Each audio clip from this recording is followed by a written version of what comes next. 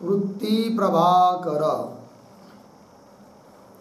वृत्ति प्रभाकर ग्रंथ में पेज नंबर 345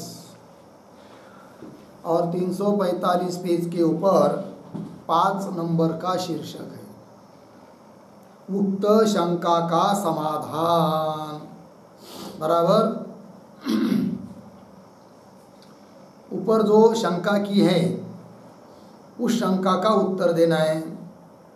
क्या कहा था ऊपर कि ऊपर की 2 पंक्तियां देखिए, इस प्रकार का लेख बहुत ग्रंथन में याते अनिर्वचनीय अज्ञान को अनादि भाव रूपता कथन संभव ही नहीं। ये उनका कहना है शंका करने वाले का। अज्ञान कैसा है? अनिर्वचनीय है। और यदि अनिर्वचनीय मतलब उसको कुछ नहीं कह सकते, सत नहीं, असत नहीं, सद असत नहीं वगैरह वगैरह सब ऊपर बता दिया है। फिर ऐसे अज्ञान को अनादि मानना और भावरूप कथन करना ये कोई बात बराबर नहीं है। ऐसा शंकाकार ने शंका की है। तो अनादि भावरूपता कथन संभव है नहीं। क्यों? भावरूपता कहने के सतरूपता सिद्ध हुए और सतरूपता का निषेध किया है कि नहीं? यदि अज्ञान को भावरूप कहेंगे तो भाव का मतलब होता है सत, अर्थात अज्ञान सतरूप है ये मानना पड़ेगा। जबकि सतरूप नहीं है ऐसा निषेध किया है, वो सतरूप नहीं, असतरूप नहीं, सदा सदुभय रूप नहीं बताया कि नहीं। और भावरूप मानेंगे तो सतरूप मान लिया ऐसा होगा, और सत का तो निषेध किया है, अज्ञान सत नहीं है करके। तो फिर अज्ञान को अनादि भावरूपता कथन करना उचित नहीं, ऐसी शंका की गई थी। बराबर है, उसका उत्तर देना है। तो 5वां शीर्षक उक्त शंका का समाधान। जैसे सत विलक्षण अज्ञान है तैसे असत विलक्षण भी है। अज्ञान कैसा है? सत से विलक्षण, उसी प्रकार असत से भी विलक्षण है।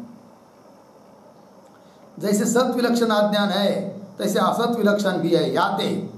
इसलिए अबाध्य रूप सत्व तो अज्ञान में नहीं। जैसे ब्रह्म में सत्व है, कैसा सत्व है ब्रह्म में? अबाध्य, जिसका तीनों काल में बाध नहीं होता है, इस प्रकार का सत्व है किसमें? ब्रह्म में। उस प्रकार का अज्ञान में नहीं है। अबाध्य रूप सत्व तो अज्ञान में नहीं, परंतु कैसा? परंतु तुच्छ रूप असत से विलक्षणता रूप सत्व का अज्ञान में अंगीकार है। तुच्छ रूप जो असत पदार्थ वंद्यापुत्र वगैरह उनसे विलक्षण है कौन? अज्ञान। इस प्रकार का सत्व है किसमें? अज्ञान में। अबाध्यत्व रूप सत्व नहीं है, किंतु तुच्छ स्वरूप जो पदार्थ है वंद्यापुत्र आदि उनसे विलक्षण रहना, इस प्रकार का सत्व है किसमें? अज्ञान में। तुच्छ रूप असत से विलक्षणता रूप सत्व का अज्ञान में अंगीकार है। इसी वास्ते जैसे घटपट वगैरह देखिए, घट वगैरह इनको भी सत कहते हैं हम लोग। तो घट पदार्थ सत है, इसका मतलब ब्रह्म की तरह अबाध्य रूप सत है क्या? नहीं। फिर सत क्यों कह रहे हैं? कि वंध्यापुत्र आदि जो असत पदार्थ है तुच्छ, उनसे विलक्षण है कौन? घट। क्योंकि वंध्यापुत्र आदि पदार्थ प्रतीत नहीं होते हैं, असत पदार्थ की प्रतीति नहीं होती है, और घट की प्रतीति होती है, अतः असत से विलक्षण है, इसलिए हम उसको कहते हैं क्या? सत। परंतु तुच्छ रूप असत से विलक्षणता रूप सत्व का अज्ञान में अंगीकार है। इसी वास्ते सत असत से विलक्षण, सत असत दोनों से विलक्षण।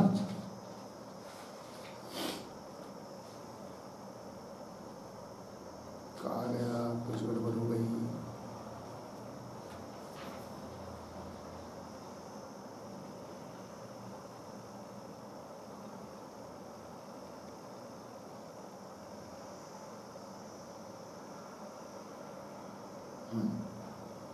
मिल गया ना? क्या कर देखिए, इसी वास्ते सत असत से विलक्षण, मिल गई पंक्ति? सत असत से विलक्षण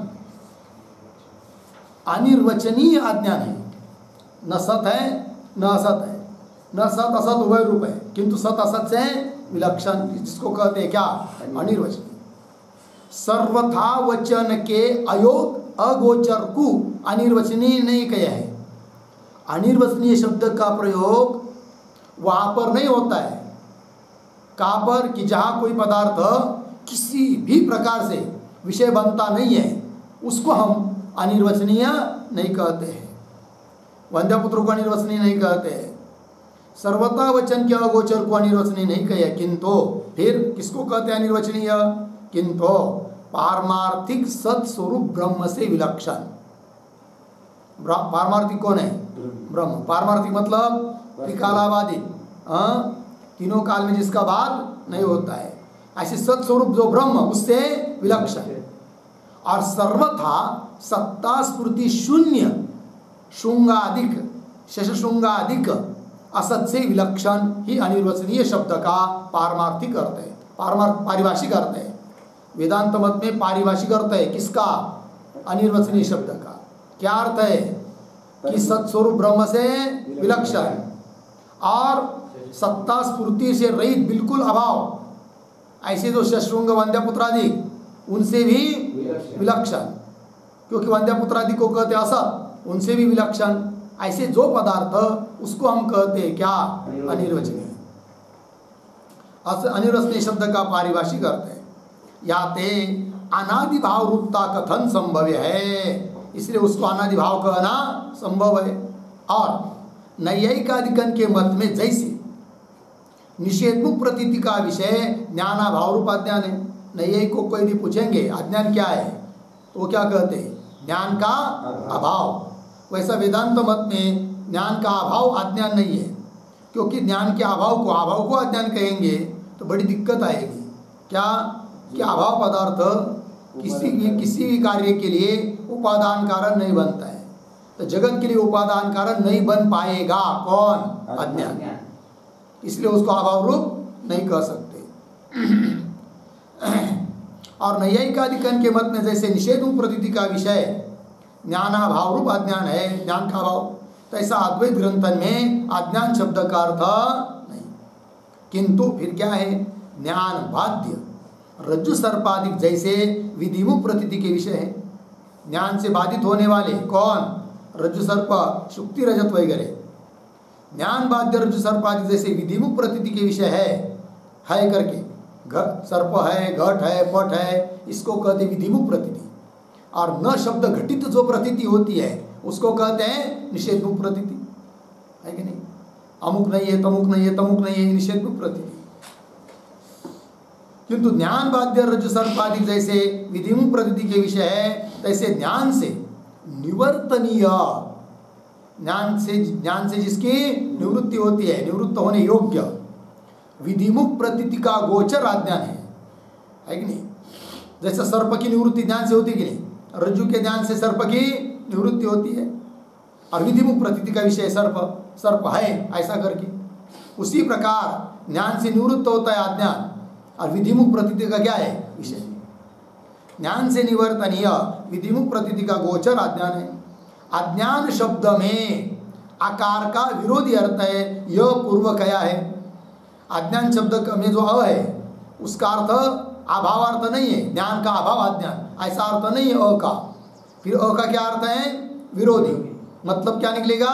ज्ञान के विरोधी जो, उसको कहते हैं क्या? अज्ञान।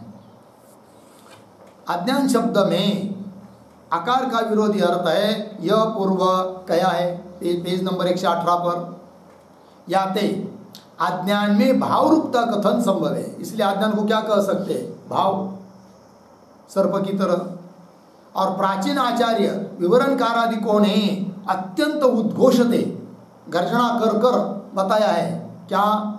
प्रकाश विरोधी अंधकार को भाव रूपता प्रतिपादन करके उदाहरण दिया है उन्होंने।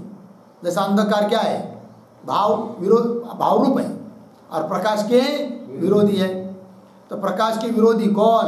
अंधकार। उस अंधकार को भाव रूपता प्रतिपादन करेगी। ज्ञान विरोधी अज्ञान को भाव रूपता ही प्रतिपादन करिए। ज्ञान की विरोधी है कौन? अज्ञान। और वो अज्ञान कैसा है? भाव रूप है। ज्ञान विरोधी अज्ञान को भाव रूपता ही प्रतिपादन करिए। या ते अज्ञान को भाव रूपता श्रवण करे तो उत्कर्ष होवे। उत्कर्ष शब्द है ना, वहां पर उत्कर्ष को काट कर लिखिए उत्कर्ण।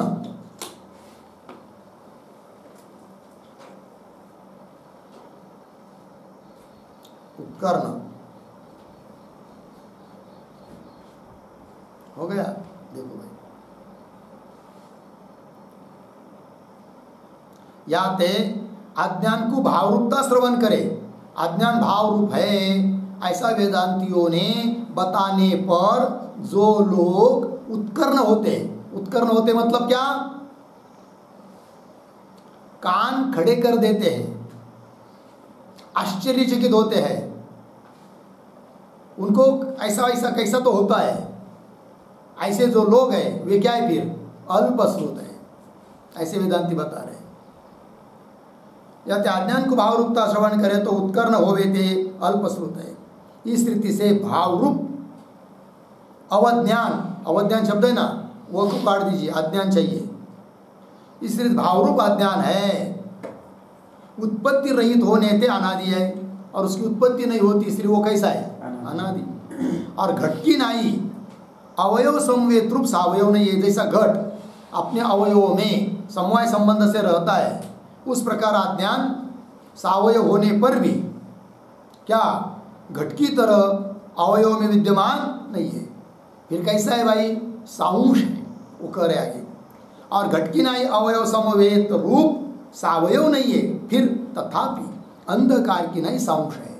जैसे अंधकार कैसा है, साउंश, अंशों से युक्त है, अंश है कि नहीं अंधकार के, या अंधकार है, वहाँ नहीं, वहाँ है, वहाँ नहीं, उस कमरे में है, इस जीने में है, सभी जगह है क्या, सभी जगह एक है का खंड हो नहीं, अंश है उसके।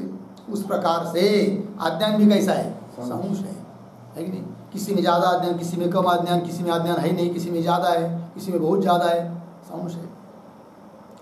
होगा इतना। अब आगे चलिए, अभी अज्ञान का माया का निरूपण जिसलिए किया था वो बात कहनी है कि जीव और ईश्वर, वो आगे शीर्षक आ रहा है, जीव और ईश्वर विषय विचार, मुख्य हेडिंग, जीव संबंधी और ईश्वर संबंधी क्या करना है अभी विचार।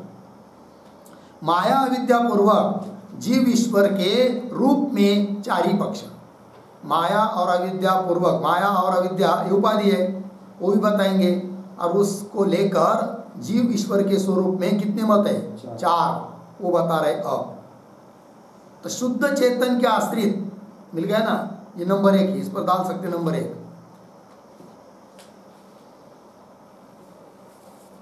देखिए, तो शुद्ध चेतन के आश्रित मूल प्रकृति में चेतन का प्रतिबिंब ईश्वर है कि नहीं, ईश्वर का स्वरूप कैसा ईश्वर, शुद्ध चेतन ब्रह्म चैतन्य, उसके आश्रित कौन है, मूल प्रकृति, और उस मूल प्रकृति में जो चेतन का प्रतिबिंब उसको कहते हैं क्या, ईश्वर, ईश्वर के संबंधी। और आगे आवारण क्या है, आवरण चाहिए, आवरण शक्ति विशिष्ट मूल प्रकृति के अंशन को अविद्या कहे, और आवरण शक्ति विशिष्ट जो मूल प्रकृति का अंश, एक भाग, एक टुकड़ा, उसको कहते हैं क्या, अविद्या। तो अविद्या कैसी हुई फिर, अत्यंत परिचिन्न हो गई, और उसकी अपेक्षा व्यापक है कौन, मूल प्रकृति रूप माया। आवरण शक्ति विशिष्ट मूल प्रकृति के अंश को अविद्या कहे। अविद्या रूप अनंत अंशन में चेतन के अनंत प्रतिबिंब जीव कहे है। अविद्या रूप अनंत क्या है, अंश है, हर एक जीव के लिए अज्ञान है अलग अलग, और उन सब में चेतन के कितने प्रतिबिंब हो जाएंगे, अनंत, है कि नहीं, अंश भेद से। इसलिए वो जो प्रतिबिंब है कि नहीं, अंश रूप अविद्या में जो चेतन के प्रतिबिंब है अनंत, वो वे हो गए कौन, जीव। ये पहला पक्ष हुआ भाई, एक मत जीव ईश्वर के बारे में। और तत्व वे ग्रंथन में नंबर 2 दीजिए, दूसरा मत बता रहे हैं। तत्व विवेक ग्रंथन में इस रीति से जीव ईश्वर का निरूपण है। कैसे, जगत की मूलभूत प्रकृति प्रकृति के 2 रूप कल्पित है। जगत की मूलभूत, मूल उपादान कारण जो प्रकृति, उसके कितने रूप है, 2 रूप कल्पित है। इसी वास्ते मूल प्रकृति के प्रसंग में बताया गया है क्या, माया च अविद्या स्वयमेव भवति, माया नहीं, माया ही अविद्या स्वतः बन जाती है। माया च विद्या स्वयमेव भवति, यह श्रुति है।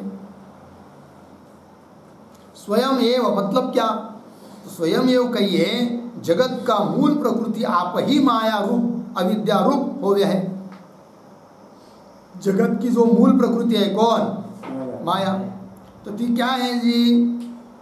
माया च अविद्या स्वयं होती, मूल प्रकृति ही स्वतः माया बनती है और अविद्या बनती है, ये इसका मतलब है। तो स्वयं एवं कहिए जगत की मूल प्रकृति आप ही आप मतलब स्वयं मूल प्रकृति ही माया रूप अविद्या रूप हो गए। बोले दोनों में क्या अंतर है माया और अविद्या में? तो शुद्ध सत्व प्रधान माया है, शुद्ध सत्व गुण जिसमें अधिक है वो हो गई क्या? माया। और मलिन सत्व वाली अविद्या। रजोगुण तमोगुण से अभिभूत सत्वगुण किस, मलिन सत्व किसको कहते हैं, शुद्ध सत्व किसको कहते हैं, वो बता रहे भाई। रजोगुण तमोगुण से अभिभूत सत्व को मलिन सत्व कहे। जो सत्वगुण रजोगुण तमोगुण से दब जाता है और प्रभाव किसका रहता है? रजोगुण तमोगुण का। ऐसे सत्व को कहते हैं क्या? मलिन सत्व। रजोगुण तमोगुण से अभिभूत सत्व को मलिन सत्व कहे। हो गया ना? अब शुद्ध सत्व बता रहे भाई। जहाँ से रजोगुण तमोगुण अभिभूत होवे ताकू शुद्ध सत्व कहे। मतलब सत्वगुण अत्यधिक हो गया और रजोगुण तमोगुण न्यून हो गए, अभिभूत हो गए, दब गए रजोगुण तमोगुण, और सत्वगुण अधिक हो गया तो उस सत्वगुण को क्या कहते हैं? शुद्ध सत्वगुण। और रजोगुण तमोगुण अभिभूत होवे ताकू शुद्ध सत्व कहे है। लग गया? आगे तिरस्कृत को अभिभूत कहे, जिसका तिरस्कार होता है, जो दब जाता है कि नहीं, उसको क्या कहते हैं? अभिभूत। आगे मुक्त रूप माया में प्रतिबिंब ईश्वर है। तो जो प्रकृति के दो रूप बताए उसमें एक जो माया, उस माया में जो प्रतिबिंब वो हो गया कौन? ईश्वर। हो गया ना? और ऊपर के मत में क्या था? मूल प्रकृति में ही चेतन का प्रतिबिंब बताया था, वो ईश्वर। या मूल प्रकृति में नहीं बताया, मूल प्रकृति के दो रूप बताए, माया और अविद्या। उसमें से माया में जो प्रतिबिंब वो हो गया क्या? ईश्वर। ऐसा भेद है। मुक्त रूप माया में प्रतिबिंब ईश्वर है और आगे क्या है? विद्या में वहाँ लिखी अविद्या में, और जोड़ दीजिए अविद्या में प्रतिबिंब जीव है। बराबर? ईश्वर की उपाधि माया, ईश्वर की उपाधि माया का सत्व शुद्ध सत्व होने हेतु ईश्वर सर्वज्ञ है। ईश्वर की उपाधि कौन है? माया। शुद्ध सत्व गुण वाली है, अतः ईश्वर कैसा हुआ? सर्वज्ञ। और जीव की उपाधि अविद्या का सत्व मलिन है, या ते जीव अल्पज्ञ। जीव कैसा है? अल्पज्ञ, थोड़ा जानता है, ज़्यादा नहीं जान पाता है। और ईश्वर सब जानता है, भूतकाल भविष्यकाल वर्तमान काल के पदार्थों को और सभी पदार्थों को सामान्य रूप से विशेष रूप से जानता है। कौन? ईश्वर। या ते जीव अल्पज्ञ है। हो गया ना? आगे कोई ग्रंथकार इस रीति से गए। अब तीसरा मत, दो मत हो गए जीव ईश्वर के बारे में, अब तीसरा मत दे रहे। कोई ग्रंथकार इस रीति से कहे क्या? उक्त श्रुति में दो रूप वाली प्रकृति कही है। उक्त मतलब ऊपर कही हुई श्रुति, कौन श्रुति है वो? माया च विद्या स्वयमेव भवति। यह तो उक्त श्रुति में दो रूप वाली प्रकृति कही है। तामे यह हेतु है क्या? विक्षेप शक्ति की प्रधानता से माया कहे है और आवरण शक्ति की प्रधानता से अविद्या कहे है। अलग अलग इन्होंने भी माया अविद्या मानी और मूल प्रकृति की दो भेद मानी, माया अविद्या, किंतु थोड़ा अंतर कर दिया। ऊपर वाले ने क्या माया किसको कहा? जो शुद्ध सत्व गुण वाली वो माया, और मलिन सत्व वाली है वह अविद्या। ये क्या कहते ये ग्रंथकार अभी 3 नंबर वाले कि मूल प्रकृति के दो रूप है, माया और अविद्या। माया किसको कहते हैं? तो विक्षेप शक्ति है मुख्य, जिसमें वो हो गई माया, शुद्ध सत्व वगैरह ऐसा कुछ नहीं। और आवरण शक्ति है अधिक, जिसमें उसको कहेंगे क्या? अविद्या। तो विक्षेप शक्ति की प्रधानता से माया कहे है, आवरण शक्ति की प्रधानता से अविद्या कहे है। ईश्वर की उपाधि माया में आवरण शक्ति नहीं है, वो अपने स्वरूप को ढकाती नहीं। ईश्वर को कभी भ्रम नहीं होता मैं कौन हूँ करके, जैसा जीव को होता है। लग गया? क्योंकि उसकी उपाधि जो माया वो क्या करती है? आवरण करती नहीं, क्योंकि आवरण शक्ति उसमें है नहीं है। ईश्वर की उपाधि माया में आवरण शक्ति नहीं, याते माया में प्रतिबिंब को ईश्वर, माया में प्रतिबिंब ईश्वर को अज्ञता नहीं, इसलिए माया में प्रतिबिंब जो है वो ईश्वर ही है, किंतु वो अज्ञा नहीं है, किंतु सर्वज्ञ है, अज्ञता नहीं।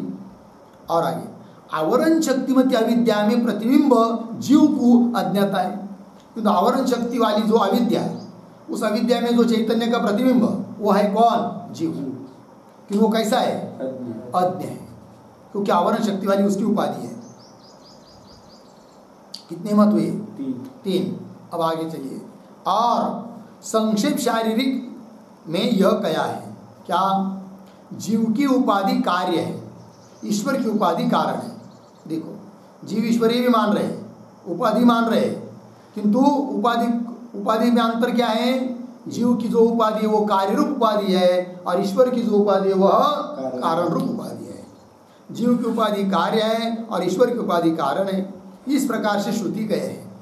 याते माया में प्रतिबिंब ईश्वर, माया में प्रतिबिंब क्या है? ईश्वर है, और अंतःकरण में प्रतिबिंब जीव है। या प्रसंग में प्रतिबिंब को जीव कहे अथवा ईश्वर कहे, है कि नहीं?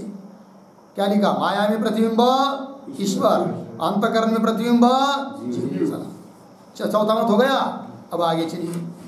या प्रसंग में, ये जो जीव ईश्वर का निरूपण का प्रसंग चल रहा है, इसमें प्रतिबिंब को जीव कहे अथवा ईश्वर कहे, तहा केवल प्रतिबिंब को जीवता अथवा ईश्वरता इष्ट नहीं। ठीक है ना? ठीक है, प्रतिबिंब जीव है, प्रतिबिंब ईश्वर है, किंतु केवल प्रतिबिंब जीव और केवल प्रतिबिंब ईश्वर है, ऐसी बात नहीं। फिर क्या जोड़ेंगे? साथ दे रहे हैं। प्रतिबिंब को जीव कहे अथवा ईश्वर कहे, ता केवल प्रतिबिंब को जीवता अथवा ईश्वरता इष्ट नहीं, अपेक्षित नहीं है, किंतु फिर प्रतिबिंबत्व विशिष्ट चेतन को जीवता। प्रतिबिंबत्व इस धर्म से विशिष्ट जो चेतन वो है कौन? जीव। और प्रतिबिंबत्व धर्म विशिष्ट जो चेतन उसको कहते हैं क्या? ईश्वर। दोनों में प्रतिबिंबत्व विशिष्ट है वो चेतन, अंतर इतना ही है, उपाधि भिन्न है, एक की माया उपाधि, एक की अविद्या है। किंतु प्रतिबिंबत्व विशिष्ट चेतन को जीवता और ईश्वरता जाननी काहे थे? केवल प्रतिबिंब को जीवता ईश्वरता होवे तो जीववाचक पद और ईश्वरवाचक पद में भाक्त्याग लक्षणा का असंभव होवेगा। तत्वमसि महावाक्य का अर्थ करते समय ईश्वरवाचक पद जो तत्, उसमें भाक्त्याग लक्षणा बताइए, बराबर है कि नहीं?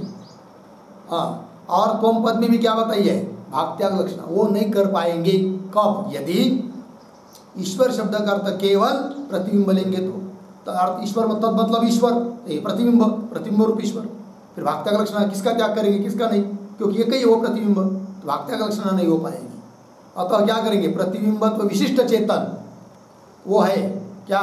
ईश्वर, और प्रतिबिंबत्व विशिष्ट चेतन वो है जीव। फिर भाक्त्याग लक्षणा करते समय प्रतिबिंबत्व धर्म और उपाधि को छोड़ देंगे, चेतन भाग का ग्रहण करेंगे, तो अभेद बोध हो जाएगा। काहे थे? केवल प्रतिबिंब को जीवता ईश्वरता होवे तो जीववाचक पद और ईश्वरवाचक पद में भाक्त्याग लक्षणा का असंभव होगा। लग गया? और परमार्थ तो यह है, परमार्थ मतलब वास्तविक स्थिति, ठीक ना? यह है क्या? पूर्वोक्त चार ही पक्ष में बिंब प्रतिबिंब का अभेदवाद है, बराबर? बिंब प्रतिबिंब का क्या है? अभेद मानते हैं। या वाद में प्रतिबिंब मिथ्या नहीं, प्रतिबिंब मिथ्या नहीं है, फिर क्या है? किंतु ग्रीवास्त मुख में प्रतिबिंबत्व प्रतीति हो गया है, प्रतिबिंबत्व धर्म मिथ्या है, प्रतिबिंब मिथ्या नहीं, क्योंकि ग्रीवास्त मुख में ही प्रतिबिंबत्व धर्म की क्या होती है? प्रतीति। किंतु ग्रीवास्त मुख में प्रतिबिंबत्व प्रतीति हो गए, सो भ्रमरूप प्रतीति हो गए है। या थे प्रतिबिंबत्व धर्म तो मिथ्या है और स्वरूप से प्रतिबिंब मिथ्या नहीं, क्योंकि वो बिंब स्वरूप है, अतः प्रतिबिंब मिथ्या नहीं है। यह अर्थ आगे स्पष्ट होवेगा। लग गया? चलिए अब 7 नंबर का शीर्षक देखिए आगे। मुक्त चारी पक्षन में मुक्त जीवन का शुद्ध ब्रह्म से अभेद। 4 पक्ष लेंगे, वो है ना ऊपर, तो मुक्त जो जीव है उसका किसके साथ अभेद होता है जी? शुद्ध ब्रह्म के साथ। मुक्त चारी पक्षन में मुक्त जीवन का शुद्ध ब्रह्म से अभेद। कैसे देखिए? मुक्त चारी पक्षन में जीव ईश्वर दोनों को प्रतिबिंब माने, दोनों भी क्या है, प्रतिबिंब स्वरूप है, माने है, याते मुक्त जीवन का प्राप्य शुद्ध ब्रह्म है ईश्वर नहीं, क्योंकि ईश्वर भी क्या है, प्रतिबिंब है। तो ये प्रतिबिंब दूसरे प्रतिबिंब के साथ अभिन्न नहीं हो सकता है। प्रतिबिंब अभिन्न होगा तो अपने बिंब के साथ, तो जीव का अभेद होगा, अपना जीव का उस जीव रूप प्रतिबिंब का बिंब कौन है, चेतन अर्थात परमात्मा शुद्ध ब्रह्म। याते मुक्त जीवन का प्राप्य शुद्ध ब्रह्म है ईश्वर ने काहे थे, एक उपाधि का विनाश होवे तब इस उपाधि के प्रतिबिंब का अपर प्रतिबिंब से अभेद होवे नहीं। एक उपाधि नष्ट हो गई तो उस उपाधि में जो प्रतिबिंब था वो कहाँ गया, दूसरे किसी प्रतिबिंब के साथ अभिन्न हो गया, ऐसा कह सकते हैं क्या, नहीं। फिर अभिन्न हो गया किसके साथ, बिंब के साथ। हाँ, एक उपाधि का विनाश होवे तब इस उपाधि के प्रतिबिंब का अपर प्रतिबिंब से अभेद होवे नहीं, किंतु अपने बिंब से अभेद होवे है। ईश्वर भी प्रतिबिंब है, याते जीवरूप प्रतिबिंब की उपाधि का नाश हुए है कि नहीं, जीवरूप प्रतिबिंब की जो उपाधि अविद्या उसका नाश हुए होने पर प्रतिबिंब रूप ईश्वर से, प्रतिबिंब रूप जो ईश्वर उसके साथ अभेद संभव है नहीं, अभेद शब्द लिख लीजिए, अभेद संभव है नहीं, किंतु फिर बिंबभूत शुद्ध ब्रह्म से ही अभेद हो गए। बिंबभूत जो कौन, शुद्ध ब्रह्म, उसके साथ ही जीव का क्या होता है, अभेद हो गया जी। चलिए आगे, ये 7 नंबर का शीर्षक भी पूरा हुआ। अब 8 नंबर का शीर्षक, उक्त चारी पक्षन में षट अनादि पदार्थ कही के त्रिविध चेतन का अंगीकार। उपचारी पक्ष में 6 अनादि पदार्थ है भाई, उसमें 3 चेतन है, इस बात को कह रहे हैं। इस रीति से उक्त पक्षन में जीव अर्धविराम, ईश अर्धविराम, शुद्ध ब्रह्म भेद से त्रिविध चेतन का अंगीकार है। कितने चेतन हुए, 3, जीव, ईश्वर, शुद्ध ब्रह्म। इसी वास्ते वार्तिक में षट पदार्थ अनादि कहे हैं। कौन कौन, शुद्ध चेतन मतलब ब्रह्म, ईश्वर चेतन, जीव चेतन, अविद्या, अविद्या चेतन का परस्पर संबंध और इन पांचों का परस्पर भेद। ये षट पदार्थ उत्पत्ति शून्य होने ते अनादि है। लग गया, इनमें चेतन के 3 ही भेद गए हैं। 6 में चेतन कितने प्रकार का हुआ, 3 हो गया जी। अब चित्रदीप में विद्यारण्य स्वामी के द्वारा कहे उक्त चेतन के 4 ही भेद है कि नहीं। अब चित्रदीप जो पंचदशी का प्रकरण है 6वां, जिसका नाम है चित्रदीप, विद्यारण्य स्वामी के ग्रंथ है ना पंचदशी, उसमें उक्त चेतन के मतलब ब्रह्म चेतन के कितने भेद बताए, 4। तो ऊपर जो 4 पक्ष है जीव ईश्वर के बारे में, उनके दृष्टि से तो चेतन के 3 भेद। कौन कौन, शुद्ध ब्रह्म चेतन, ईश्वर चेतन, जीव चेतन। किंतु कोई कहेगा कि फिर चेतन के 3 ही भेद क्यों कर दिए, जबकि पंचदशीकार ने चेतन के 4 भेद किए। तो 4 भेद कौन कैसे किए वो आप दे रहे हैं, ठीक है ना। किंतु अब क्या करेंगे,